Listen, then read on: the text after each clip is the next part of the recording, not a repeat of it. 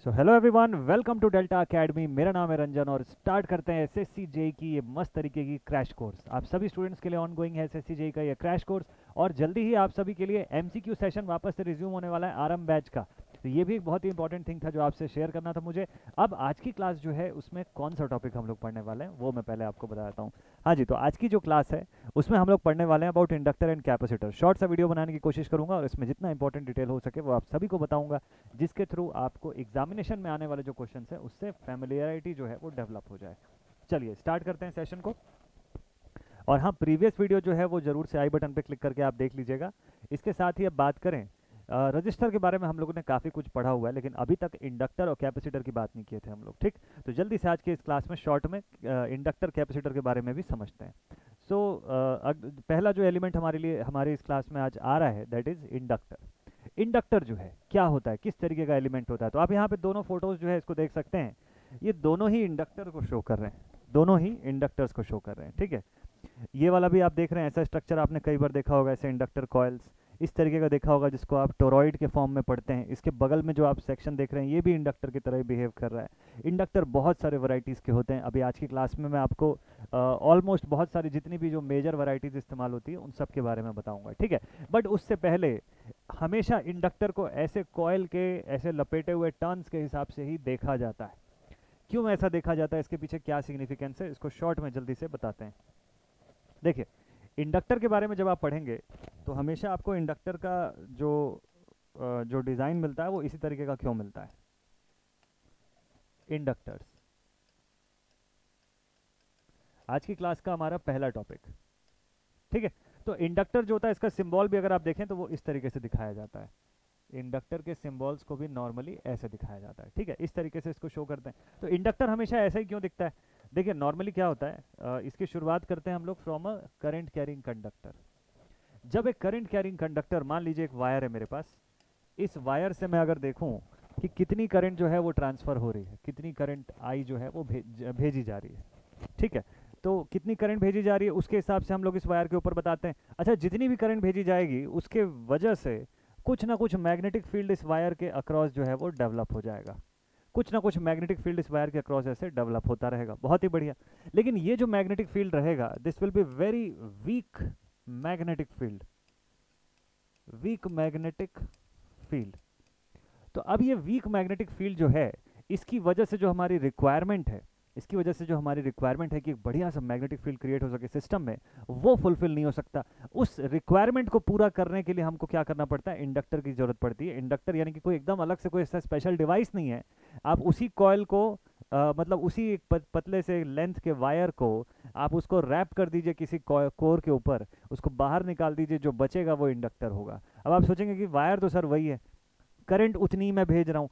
ऐसा स्ट्रक्चर बनाने से ऐसा क्या हो गया कि मैग्नेटिक फील्ड स्ट्रांग हो गई, मैग्नेटिक फील्ड बढ़ गई। तो आप ये चीज़ समझ सकते हैं कि अगर मैं ये देखिए, अगर यहाँ से मैं right hand thumb rule apply करूँ तो मुझे मैग्नेटिक फील्ड की डायरेक्शन दिखाई देती है, समझ में आती है यहाँ से कि अगर करंट इस डायरेक्शन में भेजा जा रहा है तो ये मैग्नेटिक फील्ड की डायरेक्शन, जिस डायरेक्शन में ये फिंगर्स कर्ल हो रहे हैं उस डायरेक्शन में मैग्नेटिक फील्ड बन रहा है, ठीक। तो कुछ अमाउंट का मैग्नेटिक फील्ड क्रिएट हो रहा होगा। लेकिन जब मैं इसको ऐसे कॉइल स्ट्रक्चर पे बनाता हूँ तो यही मैग्नेटिक फील्ड मुझे यहाँ पे भी क्रिएट होता हुआ मिलता है, इधर पर भी क्रिएट होता हुआ मिलता है, फिर यहाँ पे क्रिएट होता हुआ मिलता है, फिर यहाँ पे क्रिएट होता है। ऐसा ये चलता रहता है लगातार। और इसकी वजह से जो नेट मैग्नेटिक फील्ड मुझे यहाँ से मिल रहा है इस दोनों पोर्शन के अंदर से, it becomes a strong magnetic field, it becomes a strong magnetic field, ठीक। तो ये कॉइल्ड स्ट्रक्चर जो होता है इसको हमेशा मैग्नेटिक फील्ड को बढ़ाने के लिए जाना जाता है। इसके साथ ही इंडक्टर जो है वो एक और पर्पस फुलफिल करता है, एक और बढ़िया सी चीज़ करता है जिसको हम लोग समझते हैं। फिलहाल के लिए अभी इंडक्टर के लिए ये लिख लेते हैं हम लोग कि it it is a passive it is a passive two terminal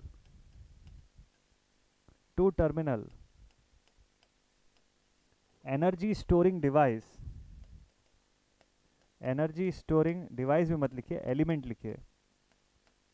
it is a passive two terminal energy storing element which has a tendency of storing energy, of storing the kinetic energy of electrons in the form of magnetic field, magnetic field. अब ये बहुत ही interesting सा theory है, बहुत ही interesting सा phenomena, इसको समझने की कोशिश करते हैं। लिखा हुआ है यहाँ पे कि कोई पैसिव टू टर्मिनल का एनर्जी स्टोरिंग डिवाइस है, एनर्जी स्टोरिंग एलिमेंट है, जिसका काम होता है, जिसकी टेंडेंसी ये होती है कि जब उसको सर्किट पर लगाया जाता है तो वो इलेक्ट्रॉन्स के जो मूवमेंट है, इलेक्ट्रॉन्स से जो काइनेटिक एनर्जी उसको मिल रही है, उस काइनेटिक एनर्जी को स्टोर करके, उस काइनेटिक एनर्जी को वो किस फॉर्म में स्टोर कर सकता है, मैग्नेटिक फील्ड के फॉर्म में स्टोर कर सकता है और उसको फिर डिलीवर कर सकता है सर्किट को। ये कैसे काम करता है, ठीक है, इसकी वर्किंग क्या होती है। इसकी वर्किंग को समझने के लिए ऐसा मान लीजिए, एक छोटा सा एग्जांपल लेते हैं हम लोग यहाँ पे। लेट अस सपोज हमारे पास पानी का एक पंप है, मान लेते हैं कि हमारे पास यहाँ पर वाटर का एक पंप है प्रॉपर, ठीक, ये पानी का ये ऐसा पंप सेक्शन है और इस पर एक काम करते हैं हम लोग, यहाँ से पाइप्स का कनेक्शन करते हैं। ध्यान से देखिएगा, पानी का पंप है, यहाँ से ऐसे पाइप्स का कनेक्शन जो है वो मैं कर रहा हूँ, और जब यहाँ से ये पाइप वापस अपने डेस्टिनेशन पे जब तक लौट नहीं आता, यहाँ पे पानी का सर्कुलेशन होता रहता है। ये बात तो हम सब जानते हैं, ठीक है, इसमें नया कुछ नहीं है, ये बात हम सब जानते हैं कि पानी का पंप जो है वो एक कंप्लीट सर्कुलेशन प्रोसेस को फॉलो करता है, ठीक। थोड़ा सा डायग्राम जो होगा इसमें समझना होगा आपको कि यहाँ से वाटर का फ्लो हो रहा है, दिस इज आवर पंप, ठीक, ऐसा। तो ये वाटर का पंप है, ये स्टोरेज पंप स्टोरेज हाउस है, यहाँ से वाटर जो है ये फ्लो करवा रहा है इस डायरेक्शन में, और यहाँ से पानी इधर से होते हुए ये अपने डेस्टिनेशन तक पहुँचती है। तो ये साइक्लिक प्रोसेस चलता रहता है, ठीक है। इस बीच में अगर सपोज कर लीजिए, इस डायग्राम को मैं थोड़ा सा चेंज करता हूँ, इस डायग्राम को जरा सा मॉडिफाई कर देते हैं हम लोग, ठीक।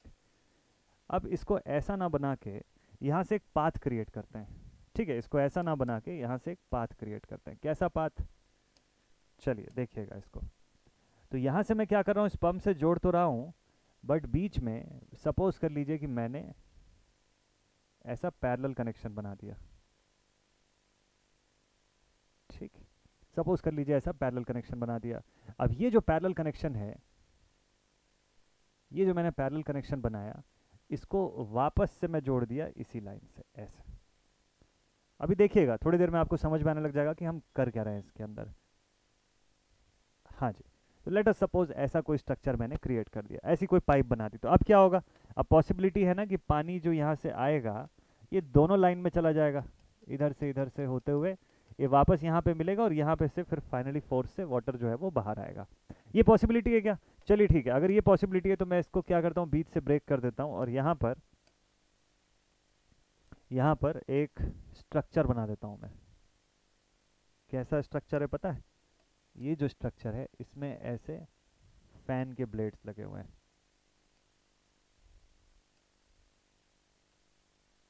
अब ये ब्लेड जैसे ना भी दिख रहे हो तो आप कोशिश करिएगा कि इसको फैन के ब्लेड्स ही मान लीजिएगा, बहुत ही ये बुरा दिख रहा है, ठीक है, इसको आप हाँ ऐसे ड्रॉ कर लेते हैं, ये थोड़ा सा फिर भी दिख जाएगा, है ना, नहीं तो ये रैबिट के कान के जैसा दिखाई दे रहा था अभी ठीक है, नाउ इट इज़ ओके। अब आप थोड़ा बहुत इसको फैन का ब्लेड मान ही सकते हो। तो लेट अस सपोज कि यहाँ पे एक ऐसा फैन का ब्लेड लगा हुआ, एक फैन लगा हुआ है इनफैक्ट। चलिए ठीक है, इस एग्जांपल से आपको काफ़ी प्रॉपर वे में हो सकता है कि शायद क्लियर हो जाए। ऐसा ये सेटअप लगा हुआ है और मैं आपको बोलता हूँ कि इसको इमेजिन करिए कि यही इंडक्टर है,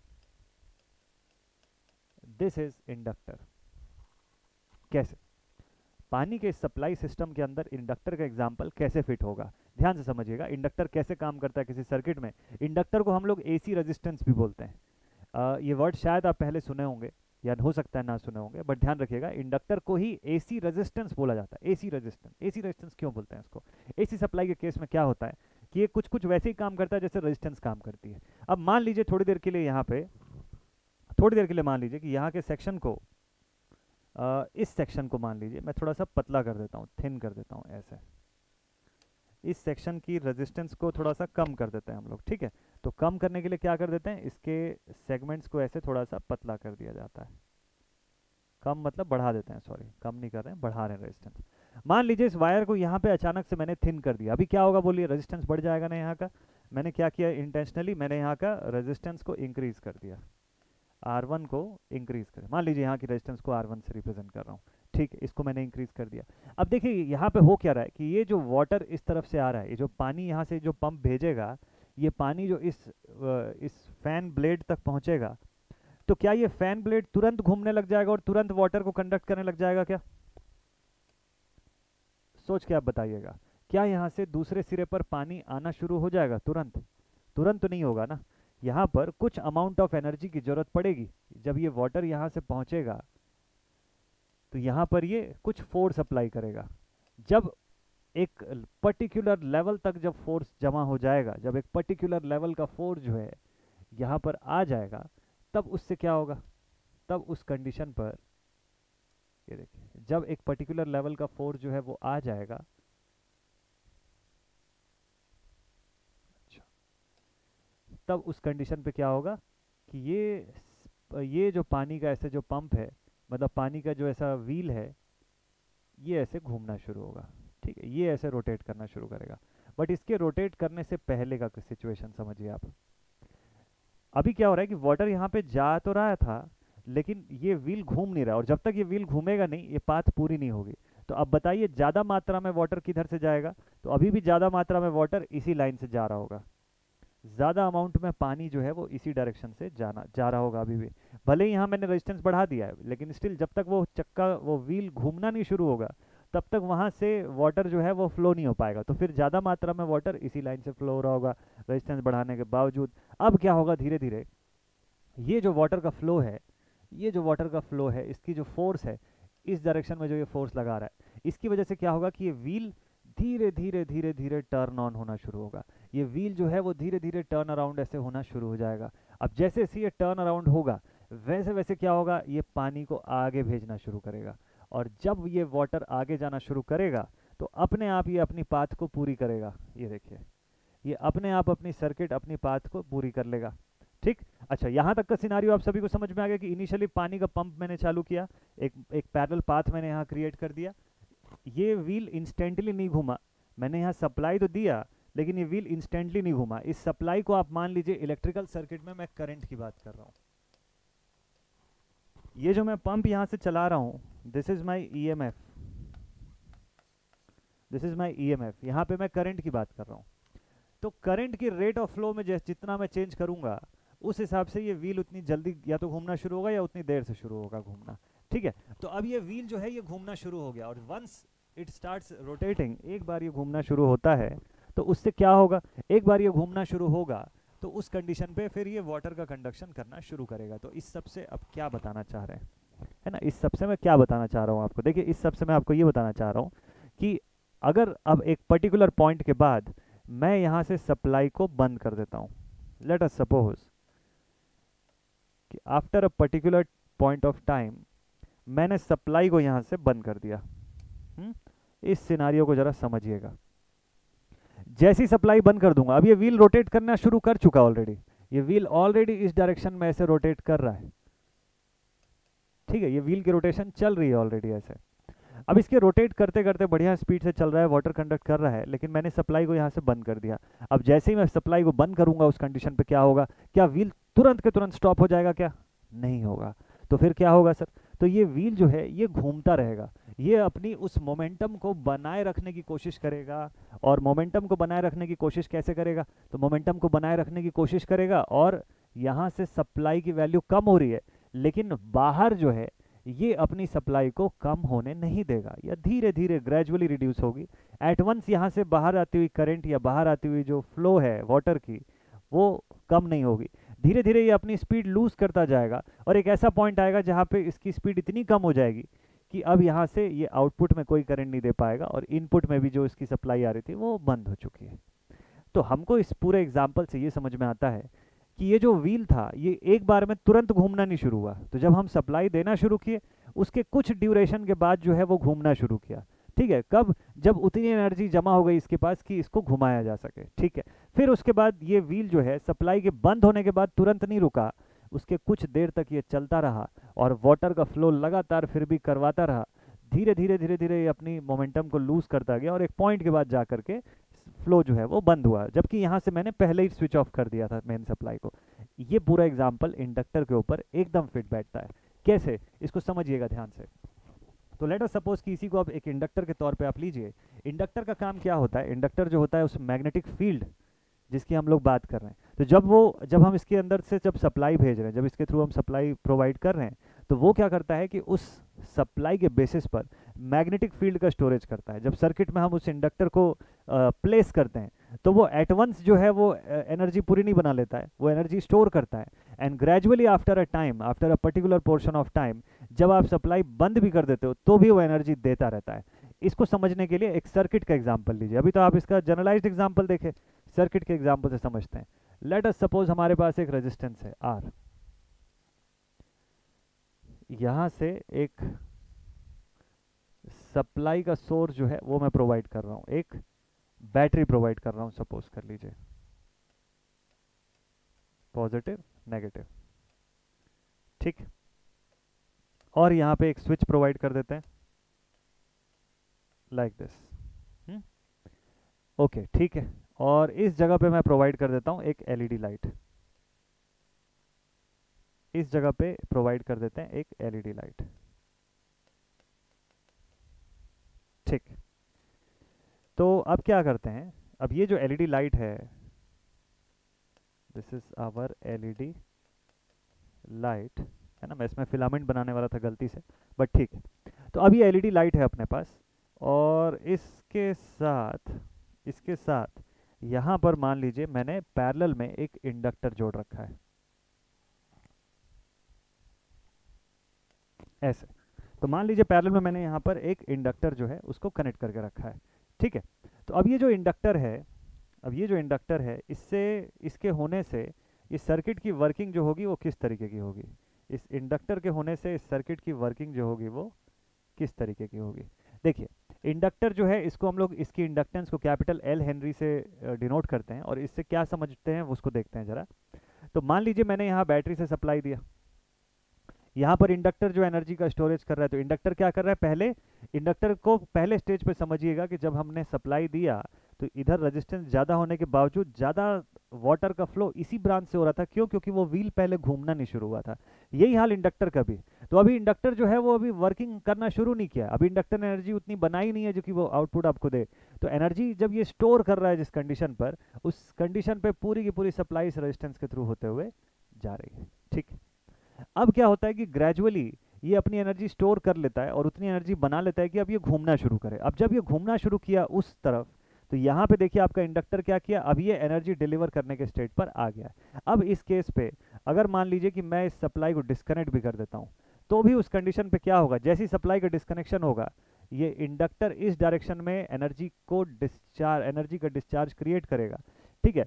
एनर्जी का डिस्चार्ज किस फॉर्म में एनर्जी स्टोर किया इसने? मैग्नेटिक फील्ड के फॉर्म में एनर्जी स्टोर किया। तो मैग्नेटिक फील्ड के फॉर्म में जब एनर्जी का इसने स्टोरेज किया हुआ है, तो ये जो मैग्नेटिक फोर्स अप्लाई करेगा उसकी वजह से चार्जेस या इलेक्ट्रॉन्स का फ्लो इसके अंदर होगा, और ये एलईडी अभी भी कुछ देर तक जलेगा, एंड देन ग्रेजुअली इसकी जो आउटपुट है वो कम होती चली जाएगी। ग्रेजुअली एलईडी की आउटपुट जो है वो रिड्यूस होती चली जाएगी, और फाइनली ये बंद हो जाएगा। तो ऐसा नहीं हुआ कि एट वंस बंद हो। अगर मैं सीआरओ के अंदर इसी पूरे चीज़ को ऑब्जर्व करूँ, अगर सपोज कर लीजिए मैं आपको सीआरओ की 2 स्क्रीन्स दिखाऊं, यहाँ पर सपोज कर लीजिए कि आपको 2 सीआरओ स्क्रीन दिखाई जाए, एक रजिस्टर के केस के लिए, एक इंडक्टर के केस के लिए। देखिएगा कैसे होता है। अगर मैं यही स्क्रीन आपको रजिस्टर के केस के लिए दिखाऊं, ठीक है, रजिस्टर का केस देखिए, जिस इंस्टेंट पे मैंने रजिस्टर को डिस्कनेक्ट किया, उस इंस्टेंट पे करंट की वैल्यू ऐसे बढ़ गई अचानक से। जिस इंस्टेंट पे मैंने रजिस्टर को कनेक्ट किया, तुरंत ही करंट की वैल्यू बढ़ गई।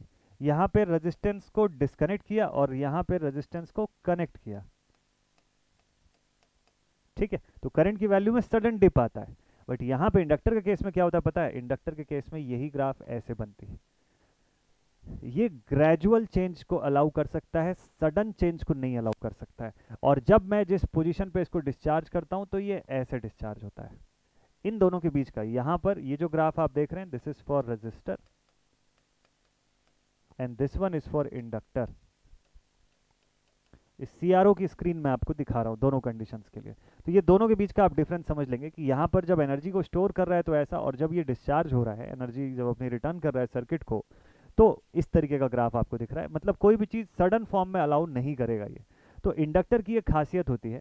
तो इंडक्टर के बारे में चलिए एक दो चीज़ें मैं आपको और बता दूं। ये तो सर्किट का एप्लीकेशन हो गया, ये इसकी एनालॉजी हो गई कि वाटर के फॉर्म में इसकी एनालॉजी को कैसे आप समझोगे।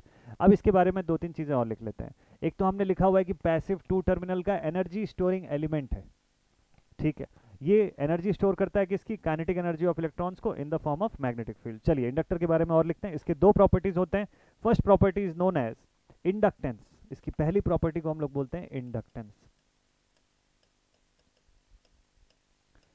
इंडक्टेंस का मतलब क्या होता है? इंडक्टेंस मतलब इसकी एनर्जी स्टोर करने की क्षमता इन the form of magnetic field. कि कोई इंडक्टर अगर मैग्नेटिक फील्ड के फॉर्म में एनर्जी को स्टोर कर पा रहा है तो वो इंडक्टेंस उसका कहलाता है, ठीक है। और inductance is also known as it is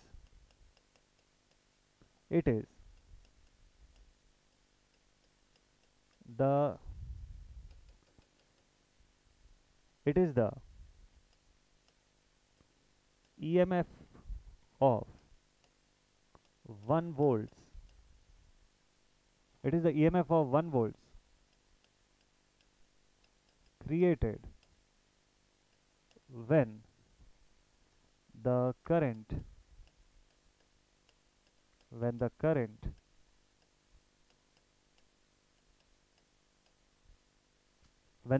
flowing through the coil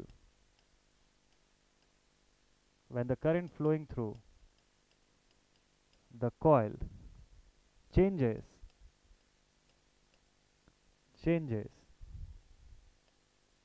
at a rate of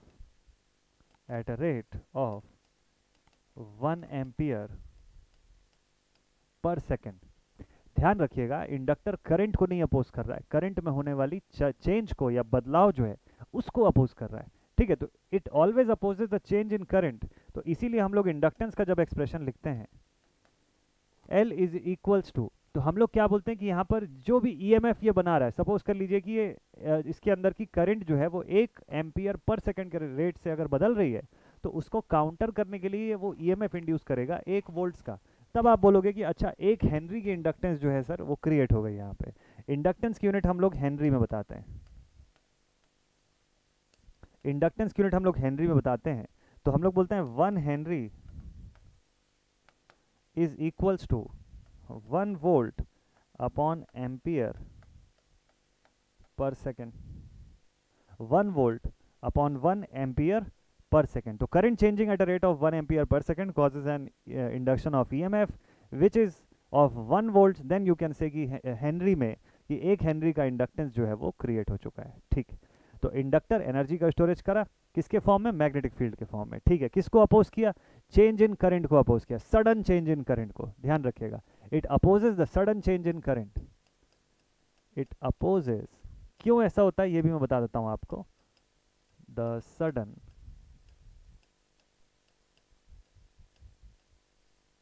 change in current, current में होने वाले त्वरित बदलाव जो है उसको ये अपोज करता है, ठीक। ऐसा होता क्यों है, देखिए मैग्नेटिक फील्ड की टेंडेंसी है। अब जैसे सपोज कर लो, इसके लिए भी वापस से पिछले एग्जांपल पर ही आते हैं हम लोग। इसी एग्जांपल को आप देख लीजिए, यहाँ पे अगर सपोज कर लीजिए इसमें मैं चेंज कर दूं सडनली, तो ये व्हील जितनी देर बाद शुरू हो रहा था घूमना, अभी हो सकता है कि और ज़्यादा देर के बाद शुरू हो। अगर मैं इस करंट की फ्लो को बढ़ा दूं, हो सकता है ये पहले घूमना शुरू हो, लेकिन ये आउटपुट को अपना कांस्टेंट मेंटेन करने की कोशिश करेगा। ये जो आउटपुट है इसको ये कांस्टेंट मेंटेन करने की कोशिश करेगा। करंट में सडन चेंज करना है, यानी कि यहाँ से मैं सप्लाई बंद भी कर दूं तो भी आउटपुट को वैसे ही मेंटेन करने की कोशिश करता रहेगा। उतनी एनर्जी, EMF जो मैं यहाँ पे बोल रहा हूँ इस सर्किट के केस में, उसी को यहाँ पे एनर्जी के फॉर्म में आपको बता रहा हूँ। तो वो एनर्जी उतनी बना चुका है, उतना मोमेंटम बना चुका है कि वो अभी करंट आपको उसी रफ्तार पे बाहर आउटपुट में देता रहेगा जैसे पहले चल रहा था, इवन व्हेन आपने इस पंप को बंद कर दिया तो भी। पंप यानी हमारे केस में यहाँ पे EMF है, बैटरी है, ठीक है। तो इस तरीके से इंडक्टर का वर्किंग होता है। अच्छा, इंडक्टर के अंदर एक और प्रॉपर्टी होती है जिसको हम लोग बोलते हैं inductive reactance. Second property is inductive reactance. Inductive reactance. Inductive reactance जो कि अपोजिशन को शो करता है, जिसको कि हम लोग कैपिटल एक्स एल से हम लोग शो करते हैं इसको, ये अपोजिशन को शो करता है। ये बताता है कि सर्किट जो है वो कितना अपोजिशन ऑफर कर रहा है, लेकिन उस अपोजिशन की वजह से वो कोई रेजिस्टेंस की तरह हीट डिसिपेशन या एक्टिव पावर लॉस नहीं क्रिएट करता है। उस अपोजिशन की वजह से ये सर्किट में वोल्टेज और करंट के बीच फेज डिफरेंस क्रिएट करता है। ठीक है, इंडक्टर को कहाँ पे लगाते हैं? सर्किट में जहाँ पे भी एनर्जी स्टोरिंग की जरूरत पड़ती है, जहाँ पे ये रिक्वायरमेंट है कि हमको बूस्ट ऑफ एनर्जी चाहिए, जैसे ट्यूबलाइट्स के अंदर इंडक्टर लगाने की जरूरत पड़ती थी। ठीक है, जो पुराने जो सी एफ एल बोलता हूँ, सॉरी, जो फ्लोरेसेंट बेस्ड ट्यूबलाइट्स होते थे, उसके अंदर चोक कॉयल लगाते थे। वो चोक कॉयल का पर्पस क्या था? एनर्जी को स्टोर करना एंड देन लॉन्ग टर्म में उस एनर्जी को रिलीज कराना। तो ये पर्पस जो है इसको फुलफिल करने के लिए इंडक्टर प्रोवाइडेड होते हैं इसके भीतर। ठीक है, तो इंडक्टर के टाइप्स क्या क्या हो सकते हैं सर? चलिए आपको मैं इंडक्टर के टाइप्स जो है वो थोड़े से दिखाता हूँ इसमें। What are the types of inductors available? ये तो आपने दो टाइप के इंडक्टर देखे यहाँ पे। चलिए देखते हैं। एक्चुअल में इंडक्टर इतने प्रकार के होते हैं, ये ऑलमोस्ट लगभग सारे वैरायटी में यहाँ पे लेकर के आ गया हूँ आपके लिए। आप इसको जूम करके देख सकते हैं, आप इसका स्क्रीनशॉट ले सकते हैं। मैं यहाँ साइड हो जाता हूँ। ठीक है, तो आपने अगर इसका स्क्रीनशॉट ले लिया तो आप देख सकते हैं कि इंडक्टर की इतनी वैरायटीज होती है। हम लोग नॉर्मली 2 या 3 टाइप के इंडक्टर पढ़ते हैं कि फेराइट कोर पढ़ लिए, एयर कोर पढ़ लिए, आयरन कोर पढ़ लिए, हो गया। बहुत हुआ तो वेरिएबल इंडक्टर के बारे में पढ़ लिए बस। बट यहाँ पे देखिए इंडक्टर कितने प्रकार के होते हैं। इंडक्टर्स जो होते हैं, एयर कोर इंडक्टर का ये सिंबल आप देख सकते हैं यहाँ पर। वैसे ही आपके सामने आयरन कोर इंडक्टर है। आयरन कोर इंडक्टर के केस में इस तरीके का सिंबल क्रिएट होता है। एग्जामिनेशन में अगर सिंबल पूछेगा तो जरूर से ध्यान रखिएगा, इससे क्वेश्चन आता है। देन उसके बाद आप देखिए कि फेराइट कोर इंडक्टर जो है वो यहाँ अवेलेबल है। फेराइट कोर में ऐसे डैश लाइन के फॉर्म में दिखाया जाता है। वेरिएबल कोर इंडक्टर जो है इसके ऊपर इस तरीके से ऐसे लाइन जो है वो बनी हुई रहती है। अलावा उसके सबके अलावा यहाँ फोटोज़ में भी आप देखेंगे बहुत सारी वैरायटी के इंडक्टर जो हैं वो अवेलेबल हैं। कि इतने सारे प्रकार के इंडक्टर जो हैं हम लोग इनको यूज़ करते हैं या फॉलो करते हैं। ठीक है, तो इंडक्टर के बारे में थोड़ा सा मैं आपको टाइप्स में और डिटेल में लेके जाता हूँ। ठीक है, ध्यान से देखिएगा। यहाँ आप देख सकते हैं एयर कोर इंडक्टर, मतलब अंदर कोर के मामले में कुछ भी नहीं है। कोर क्यों यूज़ करते हैं किसी इंडक्टर में? क्वेश्चन आता है आपके दिमाग में। इंडक्टर के भीतर कोर यूज़ करना उसकी मैग्नेटिक फील्ड के स्टोरेज की क्षमता को बढ़ाता है, क्योंकि जो कोर आप इस्तेमाल कर रहे हैं वो आप फेरोमैग्नेटिक मटेरियल का कोर जो है उसको यूज़ करते हैं। फेरोमैग्नेटिक मटेरियल जो होता है it is like a good conductor of magnetic field. तो वो फेरोमैग्नेटिक मटेरियल बहुत अच्छा मैग्नेटिक फील्ड का ट्रांसफर जो है वो अपने थ्रू करवा सकता है या स्टोर करवा सकता है। ठीक है, BH कर्व आप जब पढ़ेंगे आगे चल के तो उसको और डिटेल में बताऊंगा मैं यहाँ पर, तो उससे समझा जा सकता है। तो एयर कोर वाला इंडक्टर जो होता है इसकी इंडक्टेंस कंपैरेटिवली कम रहती है as compare to the iron core inductor. तो आयरन कोर इंडक्टर अगला आ गया यहाँ पे। आयरन कोर इंडक्टर में आयरन ही क्यों यूज़ कर रहे हैं? क्योंकि आयरन एक फेरोमैग्नेटिक मटेरियल है। तो फेरोमैग्नेटिक मटेरियल होने की वजह से जितना अच्छा फेरोमैग्नेटिक मटेरियल होगा, मैग्नेटिक फील्ड का स्टोरेज उतना अच्छा होगा, और इसका मतलब ओवरऑल उसकी इंडक्टेंस उतनी बढ़िया होगी। ठीक, इससे भी एडवांस कौन सा आ गया? Ferrite core inductor. Ferrite core और ज़्यादा अच्छा मटेरियल है। फेराइट मटेरियल यानी कि फेरी मैग्नेटिक मटेरियल की कैटेगरी में। तो फेरी मैग्नेटिक मटेरियल जो है इसकी और डिस्टिंक्ट प्रॉपर्टी होती है, वो तो और ज़्यादा बढ़िया रहता है। इसको रेडियो फ्रीक्वेंसी या हाई या मीडियम रेडियो फ्रीक्वेंसी एप्लीकेशंस के अंदर इसका इस्तेमाल होता है। ठीक है, तो फेराइट कोर इंडक्टर आ गया यहाँ पर। देन उसके बाद बॉबिन बेस्ड इंडक्टर खूब सारे रहते हैं, सर्किट्स में यूज़ होते हैं। SMD इंडक्टर्स होते हैं। वेरिएबल इंडक्टर आप देख ही रहे हैं, मल्टी लेयर सिरामिक इंडक्टर्स, इसी को SMD के फॉर्म में भी यूज़ करते हैं। और इसके अलावा ये पूरी लिस्ट है इंडक्टर्स की।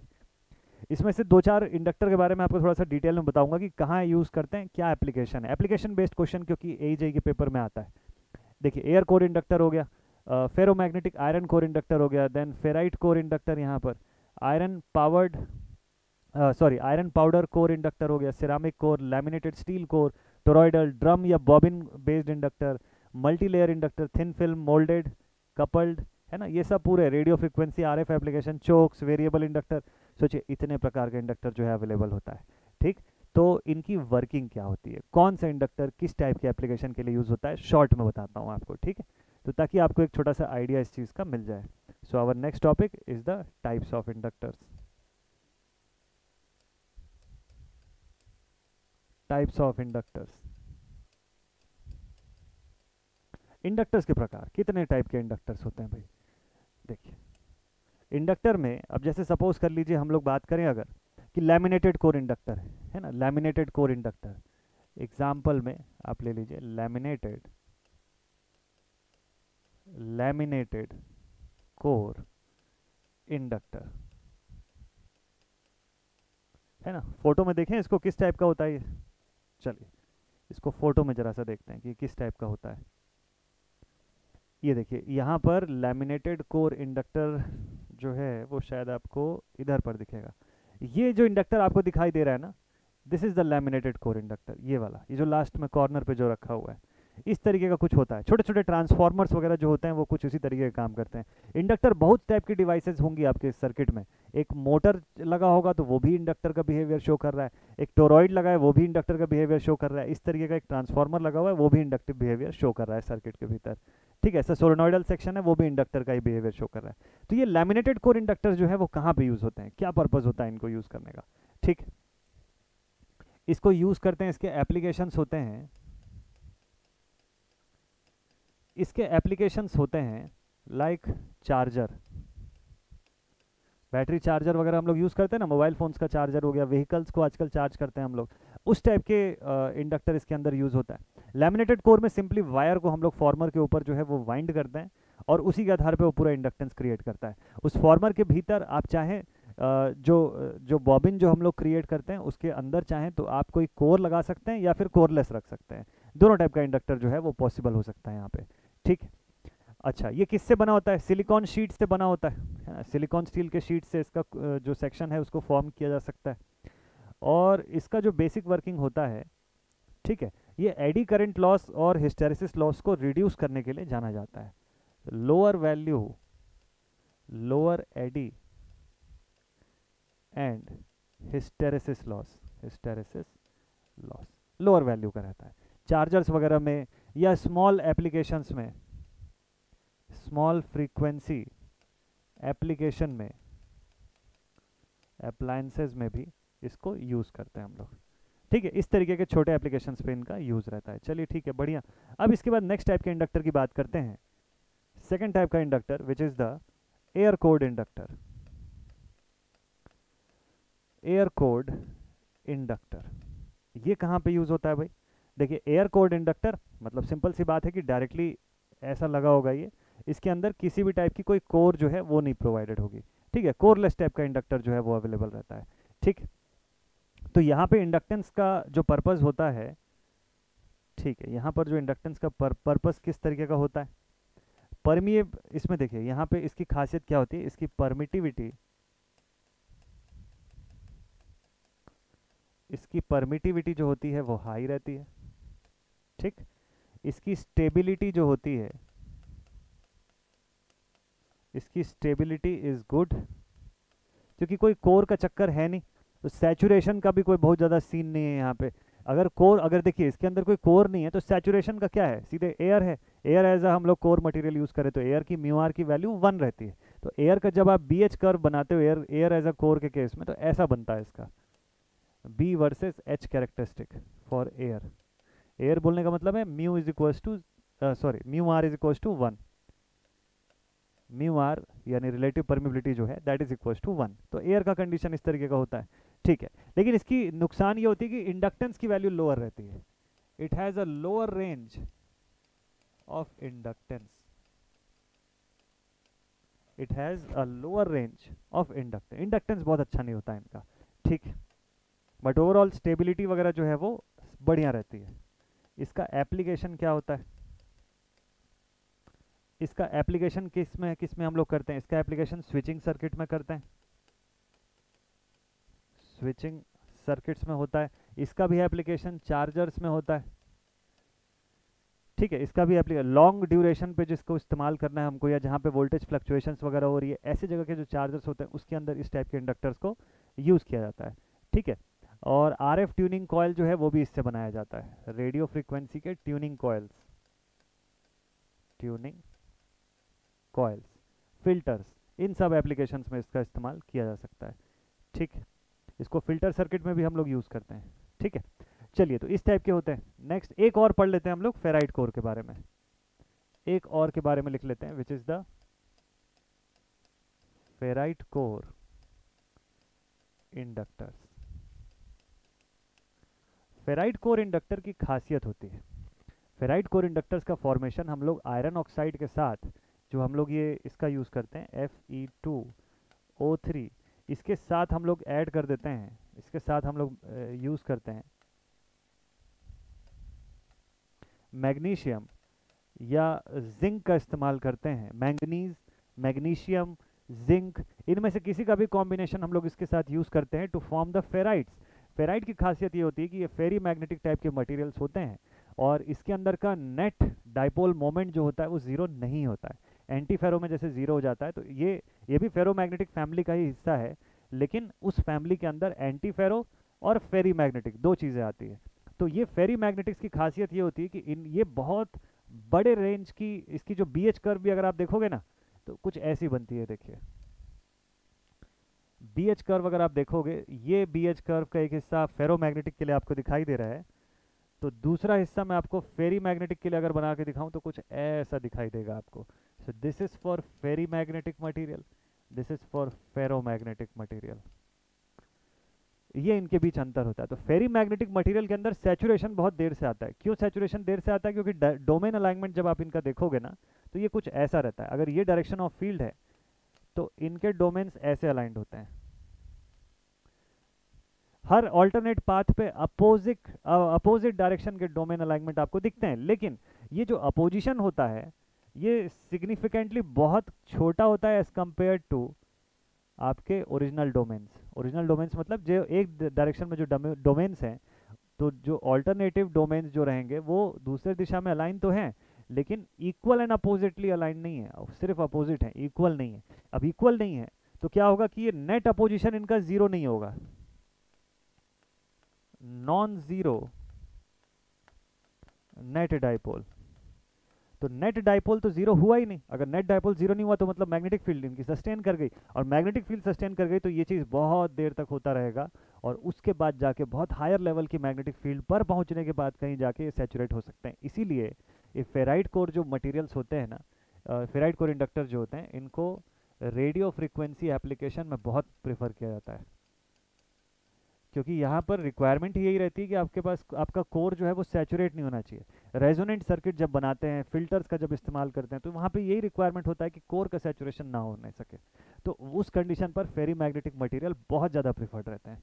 ठीक है, तो इतने टाइप के आप इंडक्टर्स के बारे में आप देख रहे हैं, ये सब इंडक्टर्स की वैरायटी हैं अलग अलग। और अब हम लोग इसके बाद पहुँचते हैं कैपेसिटर पर। अच्छा, इंडक्टर और कैपेसिटर के बारे में एसी सर्किट में जब पहुंचेंगे हम लोग, तब थोड़ा डिटेल में आपको ट्रांजिएंट्स के बारे में बताऊंगा मैं, इसीलिए अभी यहाँ पर नहीं बता रहा हूँ। ठीक है, तो ट्रांजिएंट्स भी पढ़ेंगे वहाँ पे, उनके चार्जिंग, उनके एनर्जी स्टोरेज के बारे में भी बात करेंगे, उनके टाइम कांस्टेंट के बारे में बात करेंगे। तीन चीज़ मैं आपको इसीलिए यहाँ पे नहीं बता रहा हूँ कि उनका ट्रांजिएंट कंडीशन कैसे हम लोग शो करते हैं स्टेडी स्टेट में, या फर्स्ट ऑर्डर सेकेंड ऑर्डर का जो ट्रांजिएंट रहता है वो किस तरीके का काम करता है इनका। दूसरा, इनको जो फिल्टर्स में अगर हम लोग यूज़ करते हैं तो इनकी टाइम कांस्टेंट कैसे कैलकुलेट करते हैं, टाइम कांस्टेंट का क्या एप्लीकेशन रहता है इसका, है ना। 5T पे क्या कैसा होता है इसका, 3T पे कैसा रहता है, 2T पर कैसा रहता है, और T पर कैसा इसका वर्किंग रहता है। तो पूरा T से लेके 5T तक, 5 टाइम कांस्टेंट तक इसकी पूरी वैल्यू पे बताऊंगा आप लोगों को कि वो कैसे वर्किंग होता है। उससे क्वेश्चंस भी आते हैं एग्जामिनेशन में, ये चीज़। और तीसरा चीज़ कि energy stored by the inductor जो है वो कैसे कैलकुलेट करते हैं। तो E equals to half Li² जो हम लोग लिखते हैं, वो फॉर्मूला बनता कैसे, उसके पीछे का लॉजिक जो है वो क्या है वो समझेंगे। फिलहाल अभी हम पहुंचते हैं कैपेसिटर पर। तो ये आप देख सकते हैं यहाँ पे वैरायटी ऑफ कैपेसिटर्स, इतने प्रकार के कैपेसिटर में से कुछ ना कुछ टाइप का कैपेसिटर तो आप देखे ही होंगे। बड़ा कॉमनली आप ये कैपेसिटर देखते हैं, this is the most common type of capacitor. वैसे सभी की अपने अपनी यूसेजेस हैं। ये जो कैपेसिटर यहाँ पे लगा हुआ है ये भी आपने देखा होगा, है ना। इस टाइप के कैपेसिटर्स आप काफ़ी देखते होंगे सर्किट्स में, इस टाइप के, और ये वाले भी छोटी छोटी सर्किट्स में आपको दिखते होंगे इस टाइप वाले। तो ये सब टाइप के कैपेसिटर्स है, जिसमें से कि ये दोनों कैपेसिटर्स जो आपको दिखाई दे रहे हैं, they are all variable capacitors. थोड़ा सा और डेप्थ में पहुंचते हैं इसके। कैपेसिटर एक ऐसा डिवाइस है जो इलेक्ट्रिकल एनर्जी को यूज़ करता है चार्जेस को स्टोर करने के लिए। इलेक्ट्रिकल एनर्जी का स्टोरेज करता है in the form of charges. चलिए लिखते हैं इसमें। सो कैपेसिटर्स, कैपेसिटर भी हमारा टू टर्मिनल पैसिव डिवाइस है। It is also a two terminal passive element, not device, it is a two terminal passive element. It is a two terminal passive element which which can store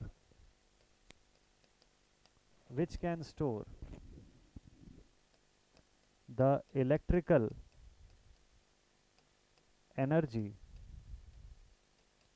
in the form of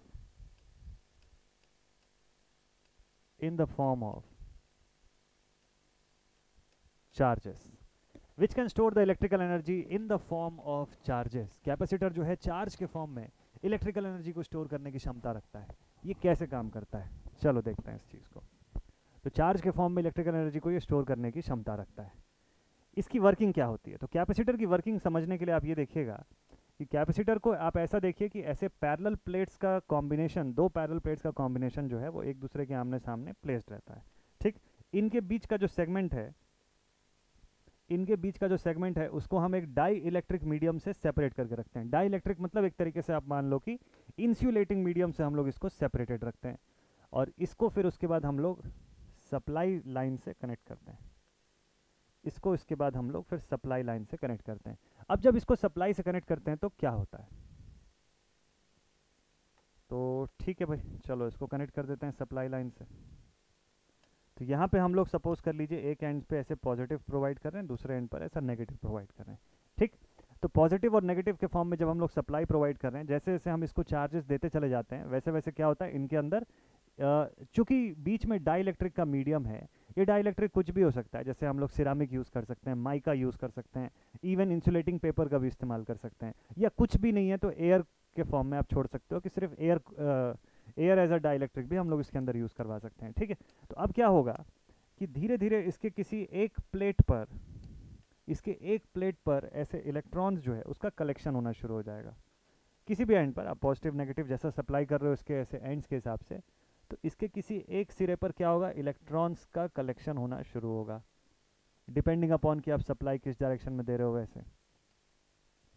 तो जब एक जगह पे electrons आके जब जमा होने लग जाएगी, ये किस फैक्टर पे डिपेंड करेगी वो मैं आपको लिखवाऊंगा कि इसका कैपेसिटेंस जो है वो एरिया या डिस्टेंस बिटवीन द प्लेट्स से कैसे रिलेटेड है. उससे पहले आप ये देखिएगा कि इसके प्लेट्स पे चार्ज का स्टोरेज होना शुरू हो जाएगा. तो इसके रिस्पेक्ट में दूसरी प्लेट जो, अगर एक प्लेट पे इलेक्ट्रॉन्स का पूरा स्टोरेज हुआ है नेगेटिव चार्जेस का, तो इसके रिस्पेक्ट में दूसरी प्लेट कैसी दिखेगी आपको, पॉजिटिव दिखाई देगी.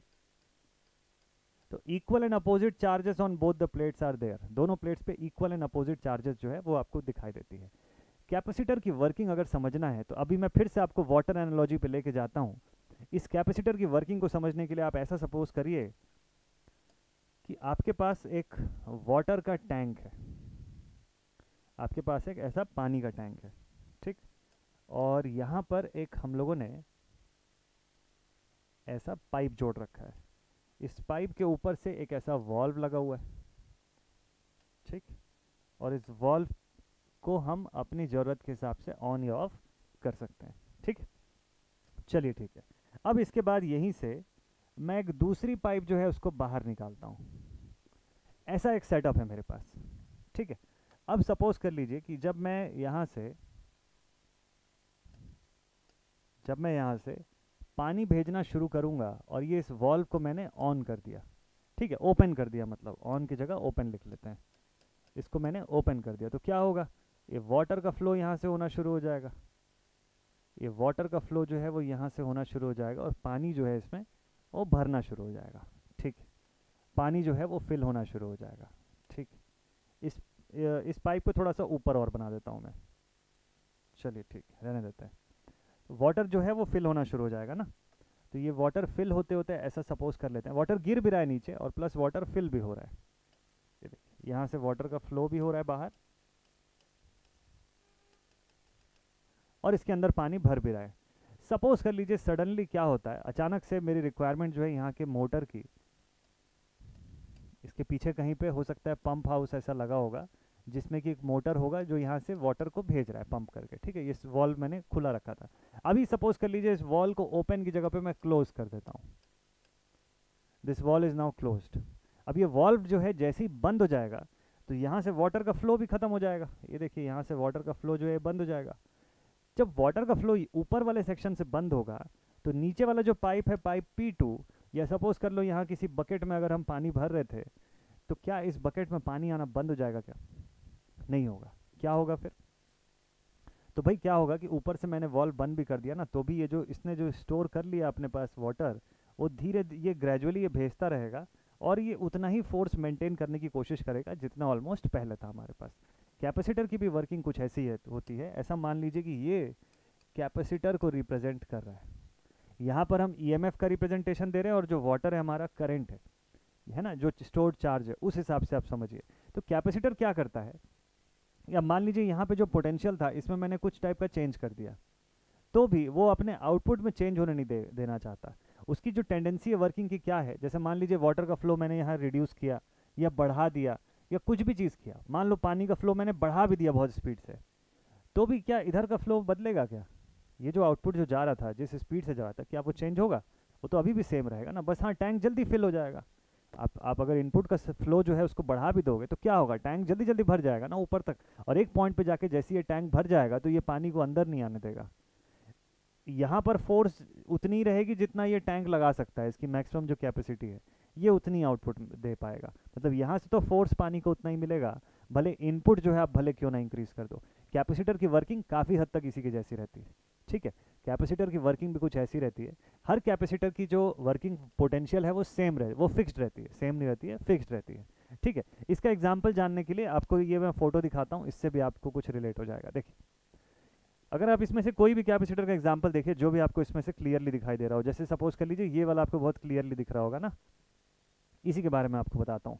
देखिए यहाँ जो कैपेसिटर लगा हुआ है इसके ऊपर एक रेटिंग लिखा हुआ है माइक्रो फैरेड्स में, ये बताता है इसकी कैपेसिटेंस कितनी है, इसकी कैपेसिटेंस या चार्ज स्टोरेज क्षमता जो है वो कितनी है। दूसरी तरफ इसके बगल में आप देखेंगे कि 35 वोल्ट लिखा हुआ है, ये वाला, ये 35 वोल्ट जो लिखा हुआ है ये आप सबको समझ में आ रहा है क्या? ये 35 वोल्ट जो लिखा हुआ है ये सभी को विजिबल है। ये जो 35 वोल्ट है ये इसकी मैक्सिमम वर्किंग पोटेंशियल है, कि मैक्सिमम ये 35 वोल्ट तक की सप्लाई पर काम कर सकता है, मैक्सिमम ये 35 वोल्ट तक का सप्लाई जो है वो स्टोर कर सकता है। ऐसा सभी में लिखा रहता है जितने भी हैं। यहाँ पे भी देखिए 35 वोल्ट का है, यहाँ पे भी देखिए 35 वोल्ट्स का है। कैपेसिटेंस अलग अलग है लेकिन वोल्टेज की रेटिंग देखिए इसमें भी 35 दिखाई दे रहा है, और बहुत सारे एग्जाम्पल में इसमें देखिए 16 वोल्ट्स का है। तो ये वोल्टेज जो है ना इसकी फिक्स रहती है, ये वोल्टेज जो है किसी कैपेसिटर की दैट रिमेन्स फिक्स, वो बदलती नहीं। तो आपको पता है कि ज़्यादा से ज़्यादा ये 35 वोल्ट तक का पोटेंशियल हैंडल कर सकता है, उससे ज़्यादा पोटेंशियल दोगे तो वो खत्म हो जाएगा। खत्म हो जाएगा मतलब उसकी डाइलेक्ट्रिक ब्रेकडाउन हो जाएगा उसके अंदर, और वो टोटल ब्रेकडाउन के स्टेट में चला जाएगा, फिर वो उसके आगे वो वर्क नहीं कर पाएगा, ठीक। तो कैपेसिटर जो होता है वो इस तरीके से वर्किंग करता है। तो हमको यहाँ पे ये समझ में आता है कि जब ये इसने चार्जेस स्टोर किया एक पर्टिकुलर डायरेक्शन के सप्लाई पर, तो एक प्लेट पर पूरे नेगेटिव चार्जेस और इक्वल एंड अपोजिट दूसरे प्लेट पे हमको दिख गया, ठीक। अब ये डाइलेक्ट्रिक होने की वजह से सर्किट पूरा हो नहीं पा रहा है।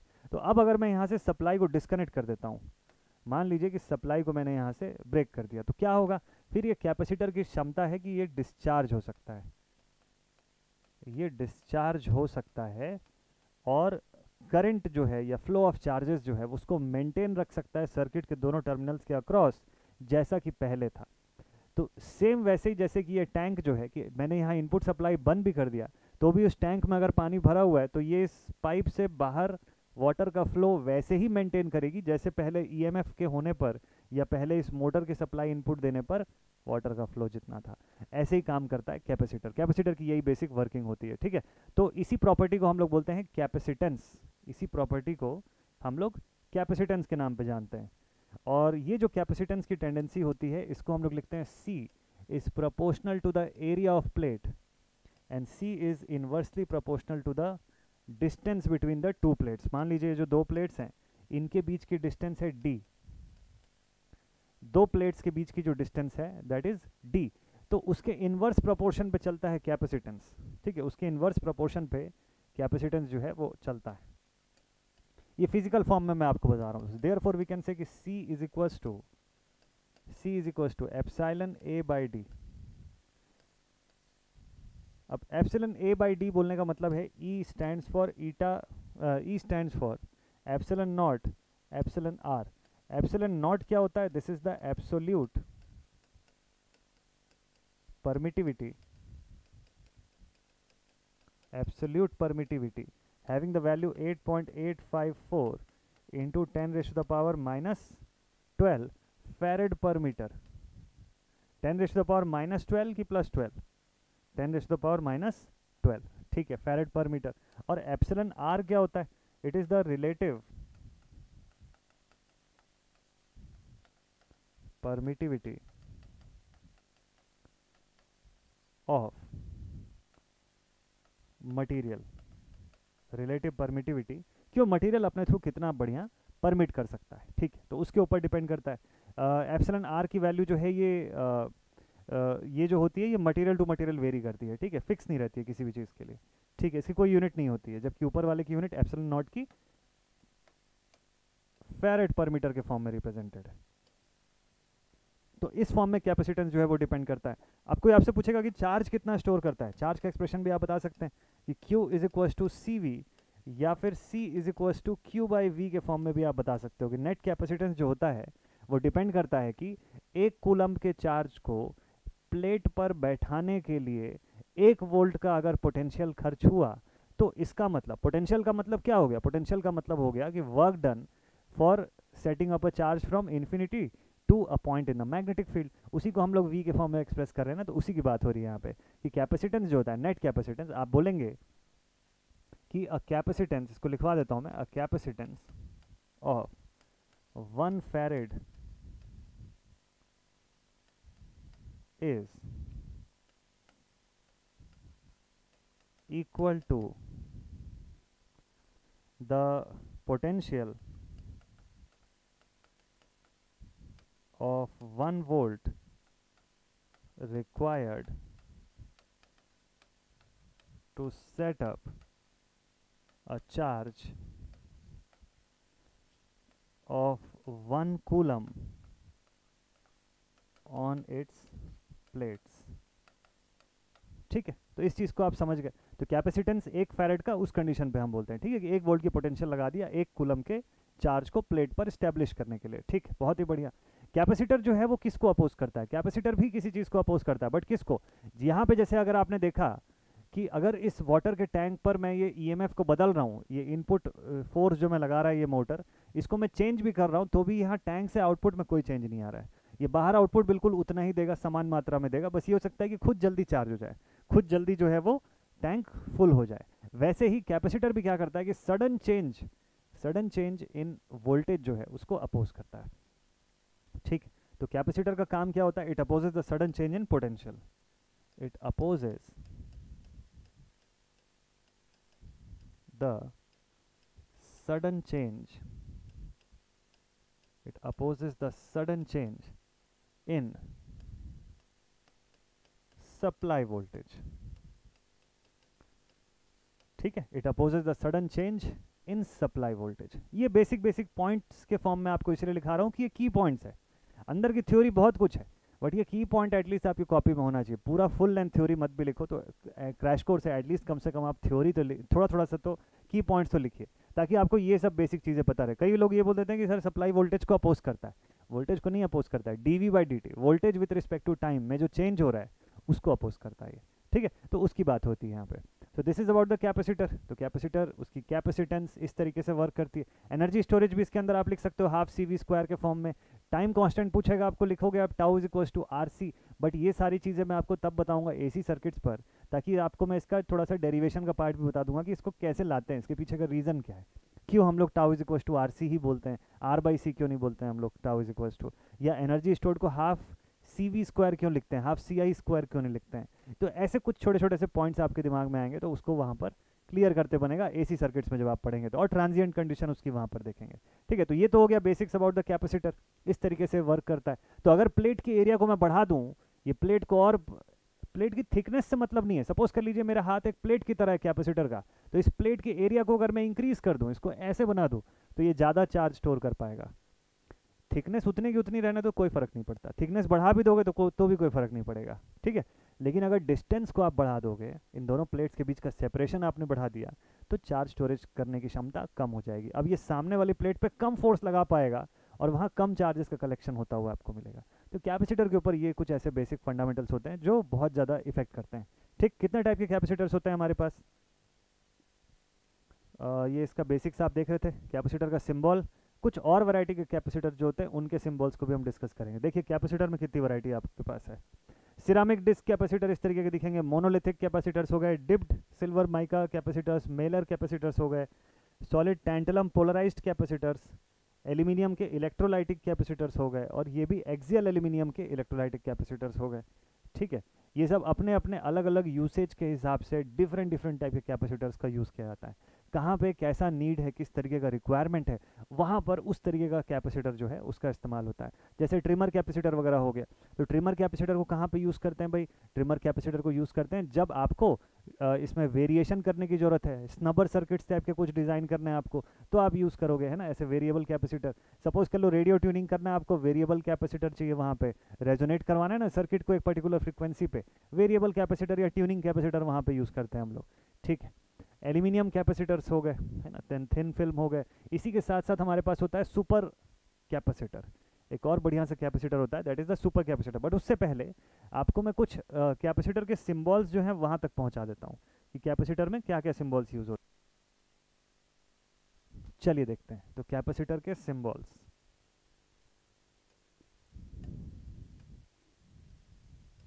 सम सिम्बॉल्स ऑफ कैपेसिटर। तो नॉर्मली कैपेसिटर को ऐसे सिंबल से शो करते हैं, नॉर्मली कैपेसिटर को ऐसे सिंबल से शो करते हैं हम लोग। लेकिन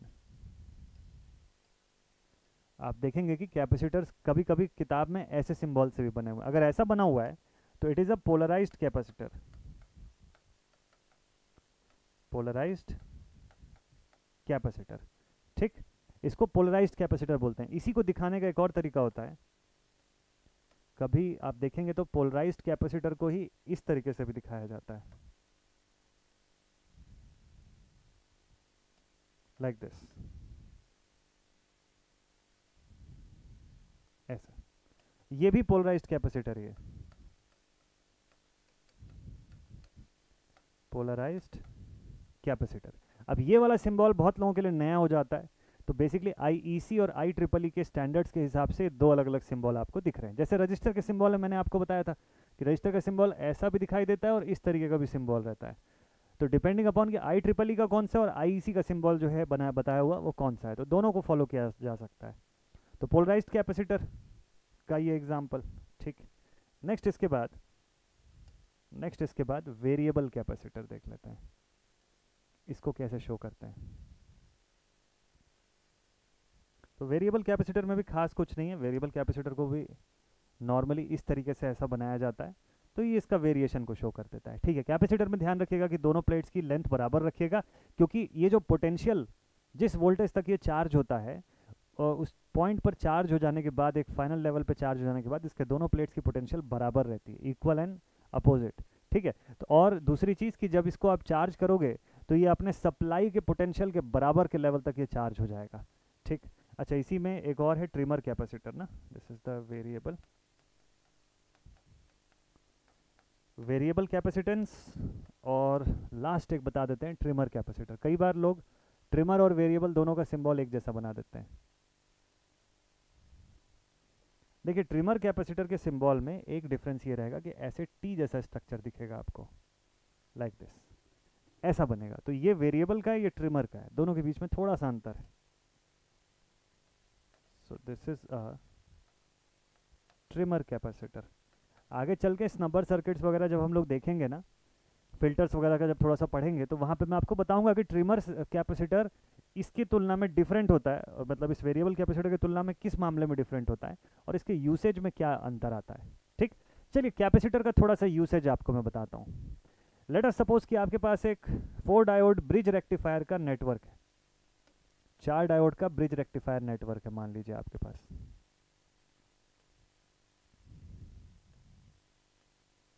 लेट अस सपोज कि हमारे पास 4 डायोड का ऐसा एक ब्रिज रेक्टिफायर सर्किट। ठीक, ये जो ब्रिज रेक्टिफायर है इसका वर्किंग तो आपको पता ही है, फुल वेव ब्रिज रेक्टिफायर है, तो AC इनपुट हम इसको प्रोवाइड कर रहे होंगे और ये हमको DC full wave rectified DC का आउटपुट जो है वो प्रोवाइड कर रहा होगा। ठीक है भाई, बन गया फाइनली। हाँ जी, तो यहाँ से हम लोग इसका आउटपुट जो है वो, इनपुट जो है वो दे देते हैं इसके अंदर, ये सेगमेंट और ये जो सेगमेंट है this is for input, input AC supply, ठीक है, फ्रॉम दीज टू टर्मिनल्स। बाकी दोनों से आउटपुट ले लेते हैं इसका, बाकी दोनों से इसके आउटपुट्स लेते हैं।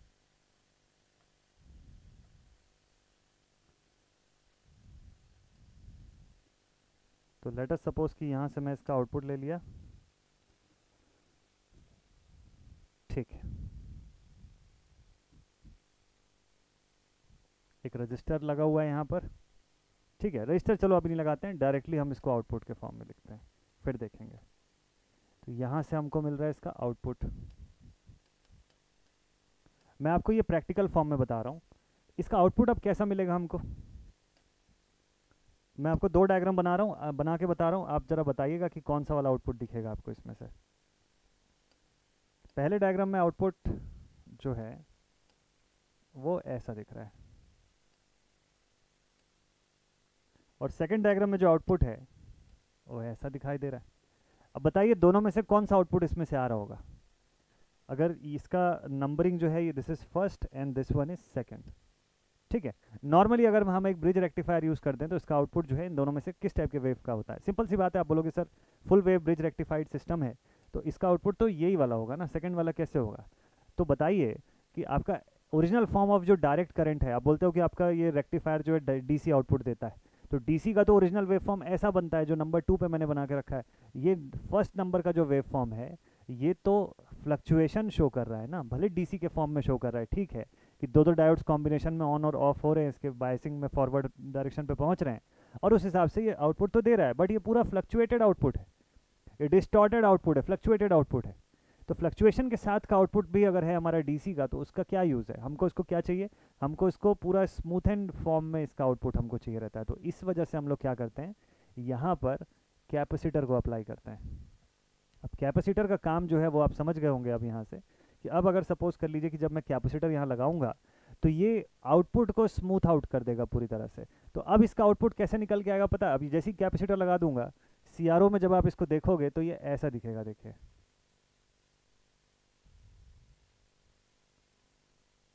ऐसा कुछ दिखाई देगा।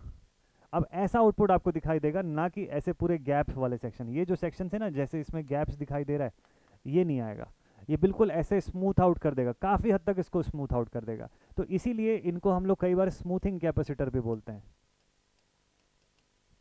Smoothing capacitors.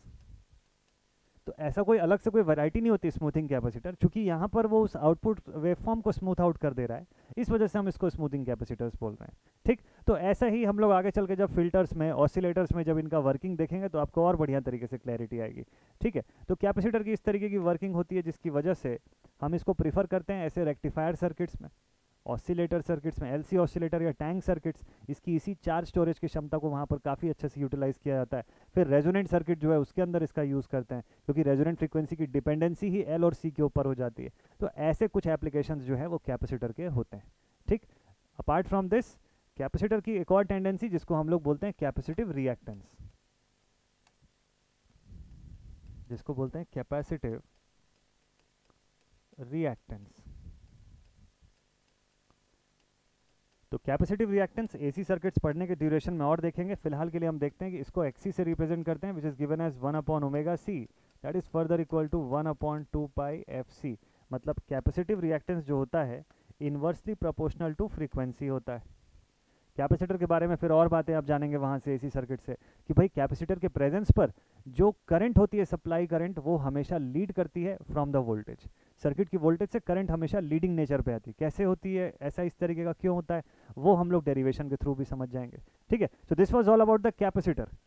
और इसी कैपेसिटर के साथ साथ आता है सुपर कैपेसिटर। इन्हीं सब कैपेसिटर्स के मैं आपको इसकी फ़ोटो दिखाता हूँ, देखिएगा। इन्हीं कैपेसिटर्स के रेंज के साथ ना हम लोग बात करते हैं अबाउट द सुपर कैपेसिटर। क्या होता है देखते हैं, ये देखिए, ये जो आप डायग्राम देख रहे हैं स्क्रीन पे, it is a example, it is a diagram of super capacitor. Super capacitor या इसको अल्ट्रा कैपेसिटर भी बोलते हैं। बेसिकली अल्ट्रा कैपेसिटर थोड़ा सा अलग होता है सुपर कैपेसिटर से। अल्ट्रा कैपेसिटर और सुपर, अभी फिलहाल के लिए तो आप एक जैसा ही समझ लीजिए दोनों को, बट स्लाइट डिफरेंस रहता है। इसके डिफरेंस को समझने के लिए अगर आपको सुपर कैपेसिटर को समझना है तो एक एग्जाम्पल को समझना पड़ेगा पहले। ऐसा मान लीजिए आपके हाथ में कॉटन का रुमाल है, 2 मिनट के लिए एग्जाम्पल में समझिए। तो मानिए कि आपके पास एक छोटा सा कॉटन का रुमाल है, ठीक है, और एक प्लेट में पानी रखा हुआ है। मैं आपको बोलूं कि उस पानी को जितना हो सके रुमाल में सोखिए, जितना हो सके रुमाल में एब्जॉर्ब करवाइए। आप कितना पानी स्टोर कर पाएंगे? तो आप जितना जैसे पानी जो से स्टोर कर पा रहे हैं, तो ऐसा मान लीजिए कि वो नॉर्मल कैपेसिटर की एक प्लेट है। जितना जैसे आपका रुमाल वो पानी स्टोर कर रहा था, वैसे ही नॉर्मल कैपेसिटर की प्लेट जो है वो चार्ज को जमा करती है, ठीक। दूसरी तरफ सुपर कैपेसिटर की बात करते हैं, ठीक है। अब जो मैं रुमाल का एग्जांपल आपके लिए लिया, वो रुमाल का एग्जांपल क्या था? वो बहुत पोरस रहता है क्या? कम पोरस रहता है। बहुत थिक रहता है क्या? नहीं रहता, एकदम पतला सा थिन सा रहता है, कॉटन का अगर कपड़ा है तो। और कोई दूसरा कपड़ा है, जैसे सपोज कर लीजिए सिंथेटिक वगैरह, तो वो और कम स्टोर कर पाएगा। सिंथेटिक के कपड़े को डिप करके निकालिए, देखिए और कम पानी स्टोर कर पाएगा वो। कॉटन फिर भी ज़्यादा पानी स्टोर कर पाएगा उसकी तुलना में, ठीक। लेकिन अगर सपोज कर लीजिए दूसरा एग्जांपल लेते हैं कि मैं आपको एक स्पंज का टुकड़ा देता हूं, एक आपको मैं ऐसा स्पंज का पीस देता हूं। अब मैं बोलता हूं कि इसका यूज करिए, अब जरा पानी को स्टोर करिए। अब देखते हैं कि आप कितना पानी स्टोर कर पाए। स्पॉन्जी पोरस सेक्शन रहता है ना, फुल्ली पोरस सेक्शन है। तो अब ये पोरस सेक्शन का यूज करके जरा आप पानी को स्टोर करिए उस बाउल में। तो आप डिप करेंगे तो चांसेस है कि पूरा बाउल ही खाली हो जाए, पूरा का पूरा पानी आप इसके अंदर स्टोर कर सकते हैं। यही स्पॉन्ज वाला जो एग्जाम्पल आप समझे, यही सुपर कैपेसिटर करता है। और ये जो रुमाल का एग्जाम्पल आप देखे, ये नॉर्मल कैपेसिटर जो है या इलेक्ट्रोलाइटिक कैपेसिटर जो है वो ऐसा काम करता है। ये दोनों के वर्किंग का अंतर आपको बेसिक समझ में आ गया कि इसकी प्लेट पोरस प्लेट्स होती है।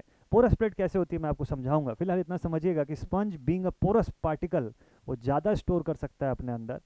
पोरोसिटी ज़्यादा होगी तो ज़्यादा स्टोर कर पाएगा अपने भीतर। इसमें पोरोसिटी कम थी, कम स्टोर कर पाया अपने भीतर, ठीक। अब इसमें पोरोसिटी को ज़्यादा कैसे करते हैं, ये एक अगला क्वेश्चन आपके दिमाग में आ रहा होगा कि सर इसमें आपने बोला पोरोसिटी ज़्यादा है, तो इसकी पोरोसिटी को बढ़ाते कैसे हम लोग, ठीक है। तो इसमें ऐसा हम लोग क्या लगाते हैं, इसको ऐसा समझिएगा ऑर्डिनरी कैपेसिटर की तुलना में कि ये ज़्यादा स्टोर कर सके। तो यहाँ पर देखिए आप, ये जो आपको प्लेट शायद दिखाई दे रहे होंगे इसके अंदर, ये देखिए ये एक फर्स्ट लेयर है मेटल के पार्टिकल्स की। फिर बीच में एक ब्लू कलर की सेक्शन आपको दिखाई दे रही है। ब्लू कलर की जो सेक्शन है जिसपे 8 नंबर लिखा हुआ है, ये कलेक्टर है, ठीक है। और उसके बाद जो 9 और 10 नंबर है, 9 नंबर मतलब जो बाहर का लेयर है, और 10 नंबर मतलब जो हरे कलर का लेयर है, ये दोनों दिख रहा है। बाहर का लेयर 9 नंबर का ये वाला, और 10 नंबर पे ये हरे कलर का लेयर। इनके बीच में क्या चीज़ है? इनके बीच में कलेक्टर सेक्शन है, कार्बन का इलेक्ट्रोड और कलेक्टर सेक्शन। ये कार्बन क्या करता है, हम क्या करते हैं कि जो इलेक्ट्रोड है उसके ऊपर कार्बन की जो सेगमेंट है उसको चिपका देते हैं। कार्बन के सेगमेंट के होने की वजह से क्या होता है कि वो एक पोरोसिटी का एरिया जो है वो क्रिएट करता है। कार्बन भी कंडक्टिंग पार्ट में आ जाता है, सेमी कंडक्टर के फॉर्म में बेसिकली, तो वो भी एज अ कंडक्टर इसमें यूज़ किया जाता है। और एज अ पोरस पार्टिकल वो उस प्लेट की पोरोसिटी को इंक्रीज कर देता है। अब वो प्लेट ज़्यादा पोरस हो जाता है, अब वो चार्जेस को पूरे के पूरे सेगमेंट के अंदर भी जमा करने लग जाता है। जब चार्जेस को वो अपने सेगमेंट में जमा करने लग जाता है तो वो ज़्यादा चार्ज स्टोर कर पाता है कम समय में। दूसरा चीज़, कार्बन की पोरोसिटी होने की वजह से दूसरा अच्छा चीज़ ये है कि आपको प्लेट्स के बीच की थिकनेस को भी बहुत ज़्यादा रखने की ज़रूरत नहीं है। पतली पतली शीट्स के फॉर्म में आप ये चीज़ डिज़ाइन कर सकते हो, और फिर इन शीट्स को रोल कर दीजिए आप। उसके बाद जाके इन शीट्स को आप रोल कर दीजिए। जैसे सपोज कर लीजिए कि नॉर्मल कैपेसिटर अगर है, जैसे मान लीजिए एक नॉर्मल कैपेसिटर है, उसकी ऐसी एक प्लेट है और एक दूसरी प्लेट है इस तरीके की, ठीक है। तो इन दोनों प्लेट्स में जितना जमा कर पाएगा। अब मान लीजिए ऐसे ही खूब सारे प्लेट्स को जमा कर लिया मैंने, ठीक है, ऐसे ही खूब सारे प्लेट्स को मैंने जमा कर लिया और इतना थिक सा कॉम्बिनेशन बना लिया इनका। अब उस थिक से कॉम्बिनेशन को मैं ऐसे रोल कर देता हूँ इस तरीके से। उस थिक से कॉम्बिनेशन को मैंने ऐसे रोल कर दिया, तो मेरे पास कई सारी लेयर हो गई इधर कंडक्टर की, फिर बीच में डाइलेक्ट्रिक, फिर कंडक्टर दोबारा, फिर डाइलेक्ट्रिक, फिर कंडक्टर। तो ऐसा पूरा सर्कुलर फॉर्म में सेक्शन बनता है, और ये एक नॉर्मल कैपेसिटर की तुलना में कहीं ज़्यादा चार्ज स्टोरेज प्रोवाइड कर सकता है। कहीं ज़्यादा चार्ज स्टोरेज। तो एक तो पोरोसिटी की वजह से, और दूसरा ऐसा कॉइल्ड स्ट्रक्चर बनाने की वजह से ये कैपेसिटर जो होते हैं ये अल्ट्रा कैपेसिटर बन जाते हैं या सुपर कैपेसिटर बन जाते हैं। तो इनका यूज़ कहाँ पे करते हैं? जहाँ पे सडन और हाई अमाउंट की एनर्जी डिस्चार्ज की रिक्वायरमेंट होती है, चार्ज डिस्चार्जेस की, वहाँ पर हम लोग इसका यूज़ करते हैं। जैसे कि फ्लैश लाइट, सडन फ्लैशिंग के लिए हम लोग इसका इस्तेमाल कर सकते हैं कि सडनली आपको हाई बीम का फ्लैश लाइट जलाना है, तो सप्लाई लाइन में डिप ना करके आप सुपर कैपेसिटर का इस्तेमाल कर लो। तो कैमरे वगैरह की फ्लैश लाइट में सुपर कैपेसिटर का बहुत ज़्यादा यूज़ होता है। इसके अलावा और भी बहुत सारे एप्लीकेशन है जहाँ पर सुपर कैपेसिटर्स का यूज़ होता है। ठीक है, so this was all about the inductor and capacitor. मैंने सोचा था लेक्चर को थोड़ा शॉर्ट रखूंगा, बट स्टिल लेक्चर थोड़ा सा लेंदी हो गया, बट स्टिल आई होप कि जितना कुछ हम पढ़े आपको प्रॉपर क्लियर हुआ होगा। आने वाले क्लासेस में अब थोड़ा सा न्यूमेरिकल वाला पार्ट अब स्टार्ट होने जाएगा। मेजरली जितना बेसिक्स पढ़ना था आप पढ़ चुके हैं इस चैप्टर के भीतर। न्यू चैप्टर भी आपका स्टार्ट होगा जिसमें हम सर्किट्स के बारे में पढ़ेंगे, और प्लस कुछ अब क्वेश्चंस का टाइम जो है वो भी शुरू हो जाएगा। तो मज़ा आएगा आपको अभी क्वेश्चन बनाने में। लाइव सेशन पर ही क्वेश्चन बनाएंगे हम लोग, क्वेश्चंस रिकॉर्डेड फॉर्म में नहीं बनाएंगे। ठीक है, तो मिलते हैं आप सभी से अब नेक्स्ट वीडियो में। आज का वीडियो यहाँ तक देखने के लिए thank you so much all my dear students. अगले वीडियो से पहले तक नोट्स और प्रीवियस सारे वीडियोस कंप्लीट कर लीजिएगा, तो नेक्स्ट वीडियो का टॉपिक में पढ़ने में बड़ा मज़ा आएगा आपको। टेक केयर और मिलते हैं अब नेक्स्ट क्लास में। Thank you very much. जय हिंद।